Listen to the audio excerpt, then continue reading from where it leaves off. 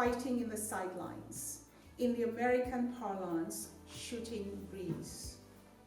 It unburdens the conscience but doesn't change the trajectory of anything. Somewhere amongst us is one who is silent, a NIMBY, unwilling or unafraid to upset the apple cart that are maintenance processes, systems, or persons whose stock in trade is human suffering. For the couch warrior cozy up on the couch with a cup of tea, turning these pages, conflict might seem far away.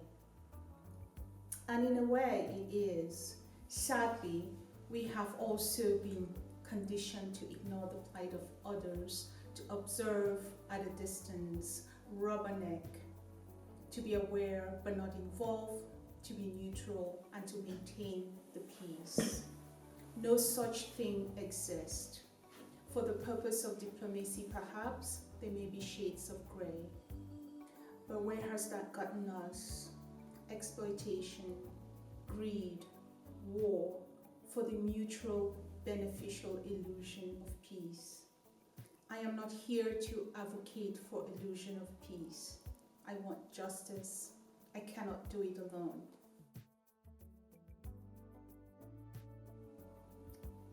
You will never walk again. There will come a time when you believe everything is finished. That will be the beginning. This is a quote from Louis L'Amour, Lonely on the Mountain. The beginning, the end. The country whose flag I carried and whose anthem I sang was not my birth country. I had been taught and told a whitewashed history, a history of convenience. I woke up one morning and there was full-scale war unfolding just steps from my childhood home. It spread rapidly into the hinterland. I was again a child learning my ABCs, this time of who I am. All the excerpts, and there would be many, their mouths stuffed with jargons and rhetoric, spoke of a country and a people. Versions of their truth stuck like baby corn to their teeth. At the time, I was very far away. The view from room 4224 was lined with trees. The street and brick paved sidewalks leading up to the main entrance of Johns Hopkins Hospital held little to look at, but I stared hard at the steady stream of cars turning up the circular driveway.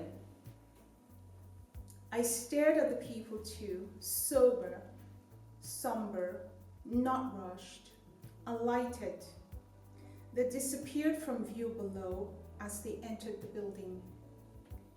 It struck me as odd the way everybody walked with the same determination. Coming or going, it didn't matter. Perhaps that's what a hospital does to people. I often looked out of these windows during a time at the hospital. The scenery remained the same, but that day was different. That day, the words refused to seed ground in my head. Were, you will never walk again. Events 7,500 miles away in the country I was born in spilled into my social media feed. The horror of bullet-ridden bodies, exploded skulls, chopped limbs, and burned out villages darted in and out of my mind, competing with my attention. It was November 2016. In the streets below, the hospital room, the world slowed to a crawl and faded to nothing. Praxie, Cameroon, work. I floated, it seems, into a world of diametrically opposing scenes, both life-defining and frightening.